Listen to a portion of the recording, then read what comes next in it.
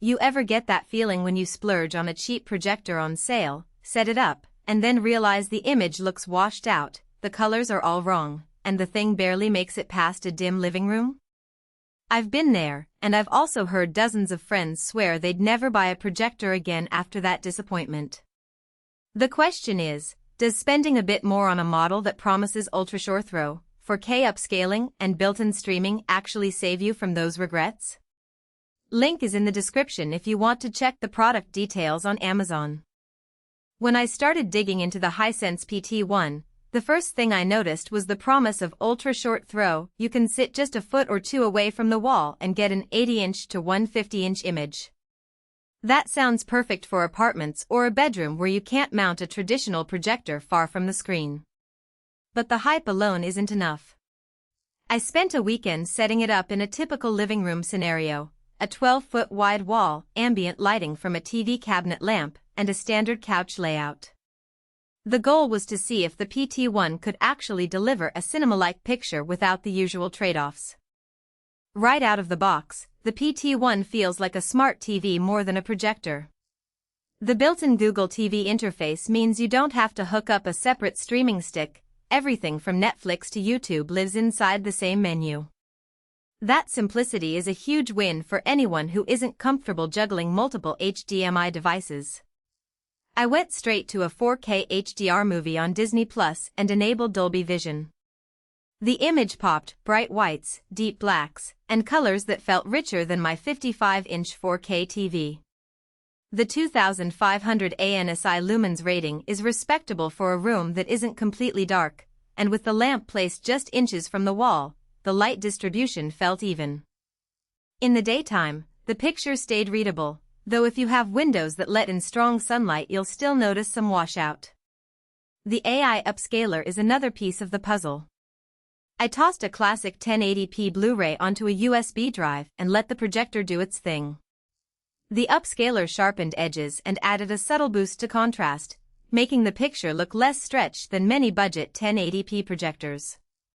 In practice, this means you can keep an old collection of movies and still enjoy them on a large screen without buying a separate media player. The contrast ratio of 3000 to 1 is decent for a projector but not as high as dedicated home theater units. In a dark room it yields solid black levels, but if you're sitting close to the screen you'll catch a faint gray around the edges, something to consider if you're a nighttime binge watcher. Who should buy this?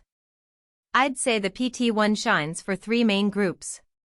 First, renters who want a home theater feel without drilling into walls.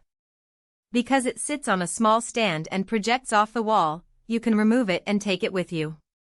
Second, families with kids who often watch mixed content. The built-in streaming, voice control via Google Assistant, and 3D support, if you still have those glasses, make it a versatile hub.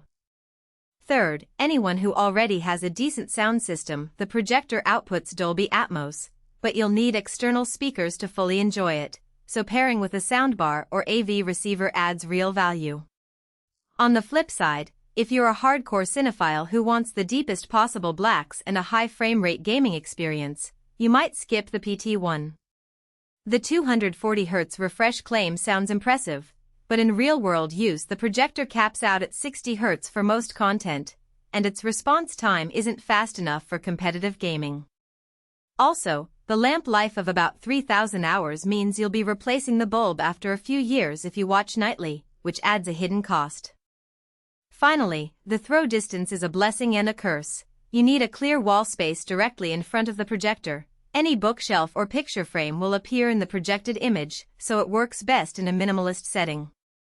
A practical strength I appreciated was the seamless integration with smart home devices. I linked the PT1 to my Google Nest Hub and could dim the lights, start a movie, and adjust volume with voice commands. That level of convenience saved me from juggling remotes every time I wanted to change something. The built-in 2.5W speakers are not meant to replace a proper audio setup, but they're surprisingly decent for a projector, delivering clear dialogue for casual viewing.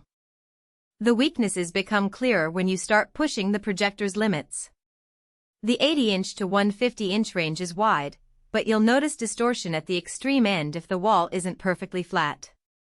A slight curvature or texture will cause the image to wobble, especially when you walk around. The default keystone correction can handle small adjustments, but for large images you'll likely need a separate mounting bracket with fine tilt controls, something the manual mentions but doesn't include. Also, unlike higher lumens models, the PT1 struggles with HDR peak brightness.